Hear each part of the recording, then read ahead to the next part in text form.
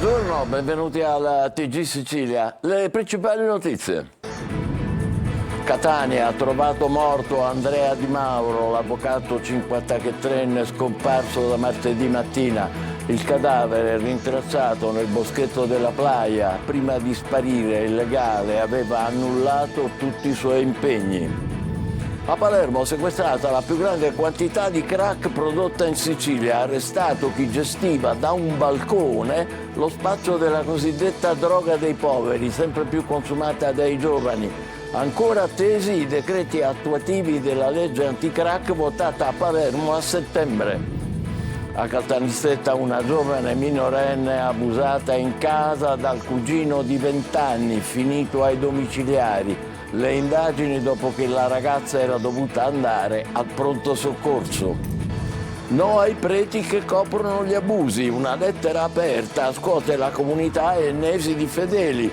Un gruppo di cittadini chiede di fare un passo indietro a Monsignor Murgano, parroco della Chiesa Madre, indagato per falsa testimonianza.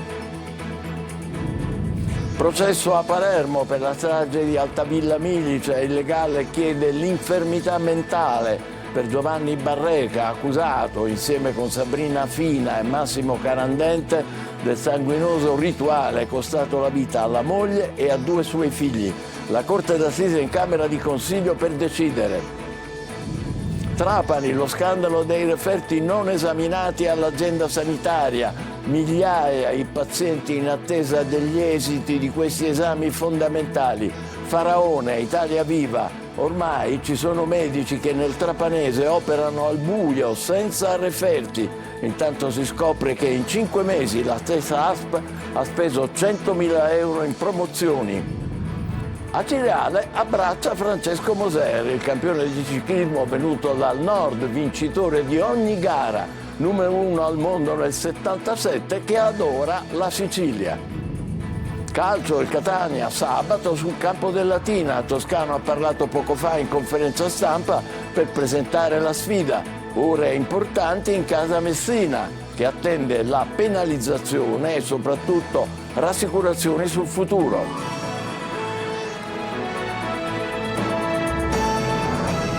Bentrovati. A Catania ha trovato morto l'avvocato Andrea Di Mauro, il 54enne di cui si erano perse le tracce da martedì mattina. Il corpo è stato individuato in mattinata dai vigili del fuoco nel boschetto della Playa. Sul posto in diretta Luca Ciliberti. A te Luca. Buongiorno Michele, si sono spente intorno alle 12 le speranze di ritrovare in vita Andrea Di Mauro, l'avvocato catanese di 53 anni che era scomparso martedì sera dalla sua casa. Le ultime immagini delle telecamere di videosorveglianza lo ritraevano mentre usciva proprio da casa, vestito di tutto punto e con uno zaino nei quali si è scoperto poi c'erano degli indumenti da palestra. Aveva disdetto tutti gli impegni. Il suo motorino poco dopo era stato ritrovato proprio qui alla Playa, dove ci troviamo in questo momento, alla fine del Viale Kennedy, a ridosso di alcuni stabilimenti balneari. Le ricerche partite immediatamente dai vigili del fuoco e della Guardia Costiera si sono concentrate in mare perché la cellula del cellulare segnalava la presenza dell'apparecchio a 500 metri dalla costa. Contestualmente si è cercato anche a terra, a ridosso della battigia, nelle zone limitrofe appunto a questi stabilimenti balneari. Solo stamattina si è deciso di oltrepassare il Viale Kennedy per estendere le ricerche e attraverso uno squarcio in una rete di ferro, in una zona impervia abbandonata, è stato ritrovato il corpo. Era supino, sdraiato per terra a pancia all'aria sopra un cappotto. Adesso saranno le indagini, gli esami autoptici a chiarire le cause della morte di questo ragazzo, che era ben voluto, era una persona molto nota in città e appunto tutti si stavano occupando appunto delle sue ricerche. Poco prima del ritrovamento del cadavere il fratello ci aveva chiesto di diffondere un appello accorato affinché chiunque rivedesse avesse contezza dell'immagine del fratello e ne desse appunto conto alla famiglia. Questo appello è durato veramente pochi minuti, perché poi tutti i familiari sono stati richiamati dalle forze dell'ordine per riconoscere appunto il cadavere, che è stato ritrovato, lo ripetiamo, intorno alle 12 in una zona impervia, in un boschetto della zona della Playa sul Viale Kennedy. Te la linea, Michele. Grazie a Luca Ciliberti in diretta dal luogo del ritrovamento del cadavere dell'avvocato Di Mauro. Adesso le altre notizie. Il più grosso sequestro di crack in Sicilia è la base di produzione delle dosi in un appartamento del quartiere Noce a Palermo. La Guardia di Finanza arresta un incensurato il cui balcone era diventato una piazza di spaccio. Il tutto mentre la Sicilia attende i decreti attuativi della legge anti-crack votata a settembre. Roberta Lunghi. Un appartamento in un vicolo del quartiere Noce a Palermo era diventato una delle basi più grosse di produzione di crack in Sicilia, quella droga dei poveri che si fa in casa, capace di effetti devastanti per gli assuntori e di ripercussioni drammatiche all'interno delle famiglie, con madri e padri disperati per la paura del non ritorno dei figli.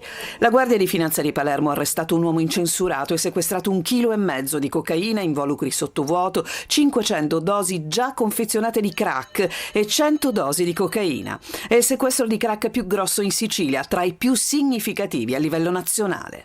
Il sequestro effettuato di 500 dosi per un equivalente di circa mezzo chilogrammo è particolarmente significativo se si considera che è pari a quanto sequestrato nella città di Palermo complessivamente nell'ultimo anno. E la media dei sequestri degli ultimi anni a livello nazionale si attesta sui 13 kg. Il grossista, secondo l'accusa, aveva trasformato il balcone della propria abitazione in una vera e propria piazza di spaccio. Dopo un breve contatto telefonico, le dosi venivano lanciate da lì ai vari clienti, anche giovanissimi. In alcuni casi, come abbiamo constatato a Palermo, anche 11-12 anni, e gli effetti sono devastanti. Dilagante, come il crack, è l'appello delle famiglie che cercano aiuto, magari nelle comunità terapeutiche residenziali o in quel reinserimento sociale e lavorativo grazie al finanziamento di 23 milioni nel triennio, tutto contenuto nella legge anti-crack, approvata a settembre scorso in Sicilia, definita da Schifani una speranza per le famiglie, ma che per incomprensibile paradosso è inapplicabile. Mancano ancora i decreti attuativi. Catania, oltre 2 kg di marijuana e quasi 200 grammi di hashish sono stati sequestrati in un garage di uno dei palazzi di Viale Grimaldi nel quartiere di Librino. La polizia ha sequestrato anche una pistola semiautomatica, una canna di fucile e varie munizioni. In manette un 27enne. Caltanissetta, la polizia ha arrestato un 20enne per violenza su una minorenne. Ad abusare della ragazza era il cugino. Rita Cinardi. Una violenza sessuale ai danni di una ragazzina che non ha ancora compiuto i 18 anni, consumata tra le mura domestiche. È quanto hanno scoperto i poliziotti della squadra mobile di Caltanissetta, che hanno eseguito un'ordinanza applicativa di misura cautelare emessa dal GIP del Tribunale su richiesta della Procura della Repubblica nei confronti di un 20enne nisseno per il reato di violenza sessuale su minore. I fatti risalgono allo scorso mese di gennaio e sarebbero avvenuti all'interno dell'abitazione della ragazza. A violentarla sarebbe stato il cugino. Le indagini sono scattate qualche giorno dopo su segnalazione dei medici di un presidio ospedaliero della provincia di Caltanissetta, dopo che la giovane vittima di violenza si era recata in pronto soccorso per essere sottoposta a visita medica. L'arrestato, dopo la notifica degli atti, è stato condotto dai poliziotti agli arresti domiciliari con applicazione del braccialetto elettronico. Sul caso non sono emersi ulteriori particolari, proprio per tutelare la vittima di violenza ancora minorenne. No ai preti che coprono gli abusi. Una lettera aperta scuote la comunità ennese dei fedeli. Un gruppo di cittadini chiede a Monsignor Murgano, che è il parroco della Chiesa Madre, di fare un passo indietro dopo il processo per falsa testimonianza sulle violenze a carico di un sacerdote condannato in primo grado. Gerry Italia. I riti della Settimana Santa a Enna e Piazza Armerina si avvicinano, ma il clima è tutt'altro che sereno. Una lettera aperta firmata dal Comitato Spontaneo Non accetto prediche da chi copre un abuso chiede a Monsignor Vincenzo Murgano di non prendere parte alle celebrazioni. Secondo il Comitato non si possono più tollerare presenze incompatibili con il sentire religioso. L'invio di questa lettera nasce dalla necessità di sottolineare quanto riteniamo davvero inopportuno che Monsignor Murgano porti in processione il prossimo venerdì santo la Spina Santa, a seguito del suo rinvio a giudizio per falsa testimonianza insieme con il vescovo Gisano. I due dovranno comparire in aula il prossimo 26 maggio nell'ambito del caso di Giuseppe Rugolo, il sacerdote condannato a 4 anni e mezzo di reclusione per violenza sessuale su minori. Ma la questione non è solo legale. I firmatari denunciano il silenzio della Chiesa nei confronti delle vittime e il fatto che, nonostante le accuse, Murgano continui a presiedere le celebrazioni religiose, a volte persino scortato dalle forze dell'ordine. Un atto inaccettabile, soprattutto a tutela di una processione che è molto sentita e rispettata dalla comunità ennese. Una manifestazione di fede che non può permettersi la presenza di persone che, appartenendo alla Chiesa, non hanno mai mostrato alcuna sensibilità o vicinanza alle vittime di abusi e che ad oggi sono indagate per falsa testimonianza proprio in relazione alla copertura di abusi sessuali da parte di Don Giuseppe Rugolo. Nella lettera inviata anche al visitatore apostolico incaricato dal Papa, il vescovo di Gorizia Carlo Roberto Maria Radaelli, il comitato lancia un ultimo appello: per il bene della comunità, della Chiesa e della fede, Monsignor Murgano si faccia da parte. Le accuse pesanti verranno discusse il prossimo 26 maggio nelle aule del Tribunale di Enna, ma nel Tribunale dell'Opinione Pubblica la frattura tra la Chiesa locale e i fedeli sembra ormai insanabile. Strage di Altavilla, al via il processo a Palermo, la difesa chiede l'infermità per Giovanni Barreca, il muratore che ha ucciso la moglie e i 2 figli durante un esorcismo. La Corte d'Assise è in Camera di Consiglio per decidere. Alla sbarra anche la coppia diabolica accusata di avere partecipato al massacro e gli altri parenti delle vittime chiedono giustizia. Marco Gullà. Lei cosa si aspetta da questo processo? Giustizia. Trattiene le lacrime la mamma di Antonella Salamone, la moglie di Giovanni Barreca, torturata e uccisa assieme ai suoi 2 figli nella strage di Altavilla Milicia. A distanza di quasi un anno da quei tragici giorni è iniziato oggi il processo nel carcere Pagliarelli a Palermo. Giovanni Barreca è il principale imputato, era stato ritenuto incapace di intendere e di volere, poi il Tribunale del riesame di Palermo aveva annullato per motivi di forma il provvedimento del GIP. Per lui la difesa chiede l'infermità mentale. La difesa di Giovanni Barreca insisterà sul non doversi procedere perché non possiamo dimenticare che c'è una accertata incapacità totale di intendere e di volere. Ha dei momenti di lucidità in cui ritorna a pensare a quello che è successo? Ha dei momenti di lucidità, però sono sempre caratterizzati da un delirio costante, per cui non so se si può parlare di lucidità. Sotto processo anche la cosiddetta coppia diabolica, ovvero Sabrina Fina e Massimo Carendente. La donna, che oggi era presente in aula, continua a dichiararsi innocente. È andata lì per portare bene, per portare pace, come è la sua indole pacifica, e si è trovata all'improvviso una situazione derivata di un femminicidio derivato e conseguenziale, che lei non ha partecipato né moralmente né materialmente. Strage è imputata anche la figlia di Barreca, all'epoca dei fatti non ancora 18enne e quindi sotto processo davanti ai giudici dei minori. Per oggi per la ragazza è prevista la sentenza. Adesso la morte di Emanuele Sceri, il paradileva di origine siracusana, rimasto ucciso in caserma a Pisa nel 1999. Le motivazioni della Cassazione, che ha assolto il terzo commilitone, non si trovava in caserma quella sera. 2 ex caporali della Folgore, ricordiamo, sono già condannati per omicidio volontario. Lorena Dolci. Non c'è la prova certa che abbiano agito in 3 per provocare la morte di Emanuele Sceri, il 26enne siracusano paracadutista di leva, morto il 13 agosto del 99 nella caserma Gamerra di Pisa. Le motivazioni della Corte di Cassazione spiegano perché è stato assolto Andrea Antico, uno dei 3 parà finiti a processo, già scagionato in primo grado, a differenza degli altri 2 graduati, Alessandro Panella e Luigi Zabara, condannati rispettivamente a 22 anni e a 9 anni e 9 mesi. Le L'ex caporale aveva sempre sostenuto di non essere stato in caserma quella sera e la Corte ha ragionevolmente concluso che lui e i genitori, anche quell'anno, avevano passato tutti insieme il Ferragosto in Puglia. A tirarlo in causa era stato il testimone chiave, che aveva riferito la presenza di alcuni commilitoni che in maniera agitata commentavano qualcosa di grave appena commesso. L'abbiamo fatta grossa, sudavano freddo, dicevano. Secondo la ricostruzione, il caporale Panella raggiunse Scieri in fuga e lo fece cadere da una torre, causandone la morte, e per questo veniva rimproverato da Zabara.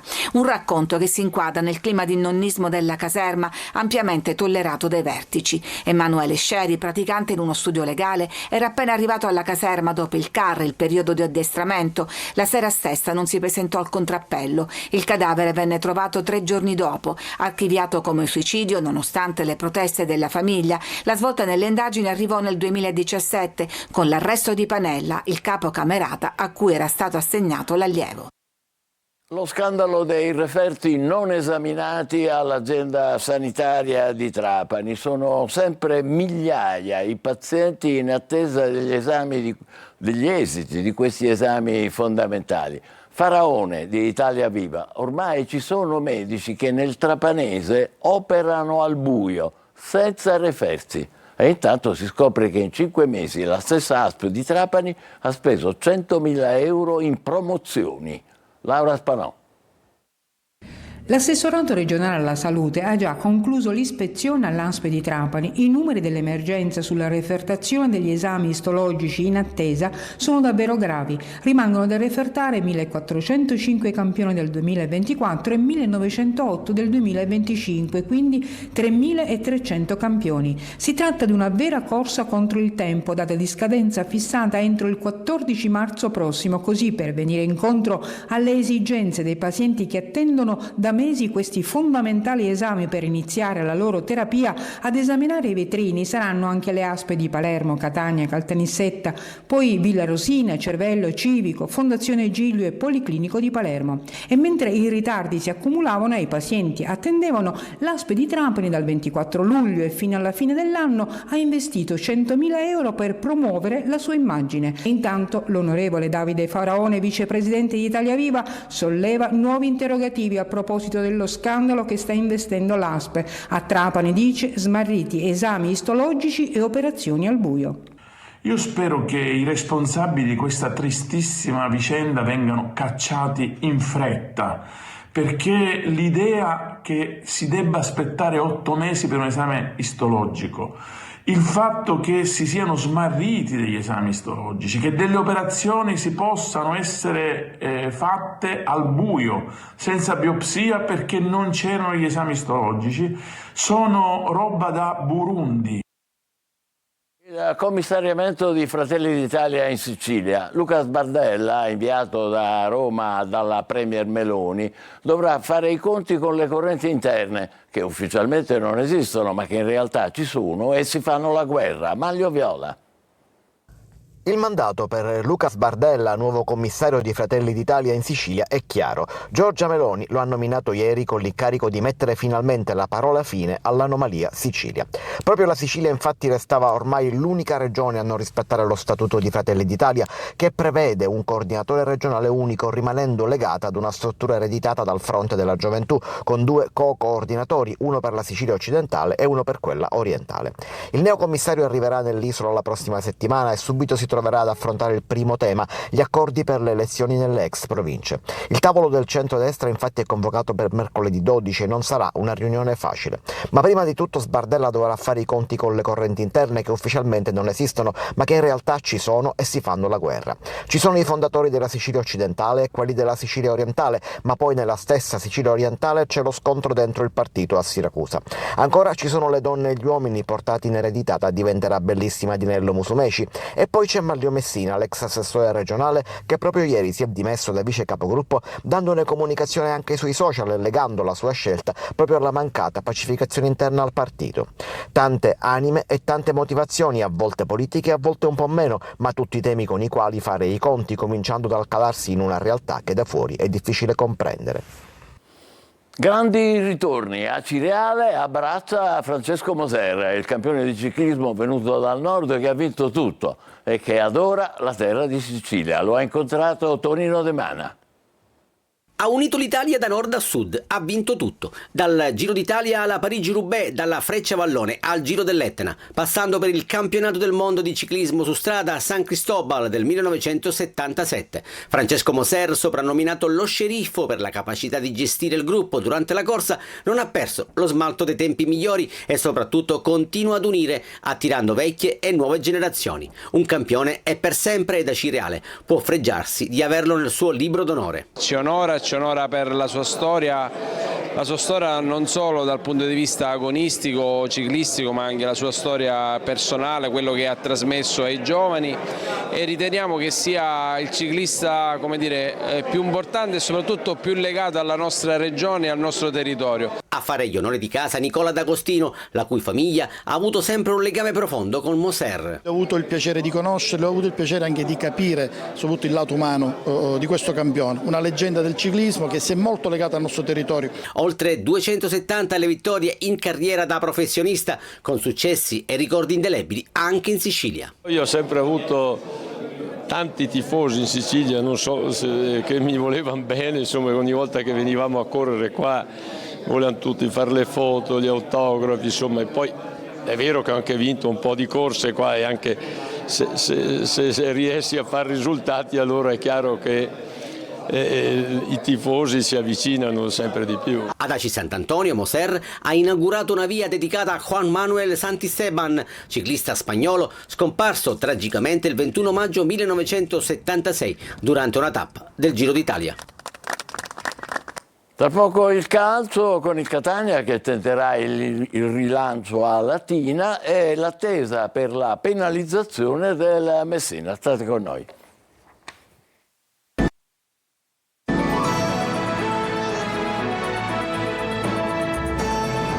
Calcio e Catania, reduce da 3 pareggi consecutivi, cerca un acuto in casa del Latina per provare a rilanciarsi nella parte finale del campionato. Oggi il tecnico toscano ha presentato la sfida di sabato soffermandosi sul momento dei suoi. Marco Carli.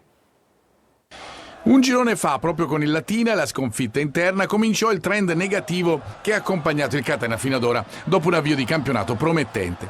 Adesso sarà di nuovo Latina, in casa dei neroazzurri, con gli etnei che cercano per l'ennesima volta di cambiare lo stato delle cose in campo, per sperare di essere protagonisti nei playoff e tentare di dare a questa stagione una logica, provando, almeno per quel che riguarda appunto il terreno di gioco, a riconquistare i tifosi. Situazione non facile perché l'emergenza continua. È quello di lavorare ogni giorno per portare in questo rush finale la squadra nel momento giusto, nelle condizioni migliori. Ci dispiace giocare in un clima così surreale perché fischiare alle formazioni o fischiare o andare via al pareggio nostro non è una situazione ideale, però io non giudico le scelte. Il tecnico potrà contare su una settimana di lavoro in più di Di Gennaro e Lunetta e avrà qualche alternativa in più in attacco, dove mancherà ancora Inglese. Chi rientra sono Montalto, De Paoli, Ierardi dalla squalifica però c'ha un virus, è rimasto a casa oggi, quindi dobbiamo vedere domani. Gli indisponibili sono Beters, Celli, Dal Monte, Di Tacchio, Guglielmotti, Inglese, Sturaro e Anastasio che non si è allenato in questi 3 giorni. Domenica, quindi domani, vedremo il quadro generale della situazione. Oggi alla doppia partita del Messina. Da oggi è in discussione infatti la penalizzazione per il mancato pagamento dei contributi, ma intanto AD Invest ha dato disponibilità a cedere le sue quote. Deferita anche la Turris e i riflessi potrebbero esserci pure per il Catania. Francesco Triolo. A 48 ore dalla sfida del Francoscoglio contro l'Avellino, il Messina gioca la sua partita più importante lontano dal campo ed è una doppia partita. La prima è quella in federazione con la Procura federale per la penalizzazione che arriverà a causa del mancato pagamento dei contributi fiscali e previdenziali. La seconda è quella per la sopravvivenza stessa del club. Intanto il primo pensiero è quello sulle decisioni del Tribunale Federale Nazionale. L'avvocato Luis Vizzino del Foro di Lago Negro e docente di diritto dello sport all'Università di Salerno è stato incaricato dalla CR Messina di predisporre la memoria difensiva presentata oggi nel tentativo, almeno, di ridurre al minimo la penalizzazione che potrebbe essere tra i 2 ed i 6 punti. La decisione dovrebbe arrivare nella giornata di domani, insieme a quella che riguarda la situazione ben più disperata del Taranto, che rischia l'esclusione dal campionato, così come la Turris, per la quale il deferimento è arrivato nella giornata di ieri e la decisione è quindi sdrittata alla prossima settimana. Dopo il rinvio di Turris Taranto potrebbe saltare dunque anche il turno infrasettimanale tra Turris e Catania in programma al Massimino mercoledì prossimo. Sul fronte societario invece c'è da registrare l'incontro ieri sera tra il sindaco Federico Basile e il presidente Stefano Alaimo, che ha manifestato al primo cittadino la disponibilità di AAD Invest a cedere la propria quota dell'80%, un'apertura ribadita anche dal CEO della fiduciaria lussemburghese allo stesso sindaco nel corso di una telefonata. Gli imprenditori interessati ci sarebbero, da ultimo uno sponsorizzato dal presidente del Trapani Valerio Antonini, ma da decifrare ci sono le clausole presenti nel contratto con l'ex presidente Sciotto e soprattutto il valore economico che AAD Invest chiede per passare la mano, non una situazione semplice né veloce. Noi ci fermiamo qui, appuntamento per la prossima edizione alle 20, grazie, buon pomeriggio.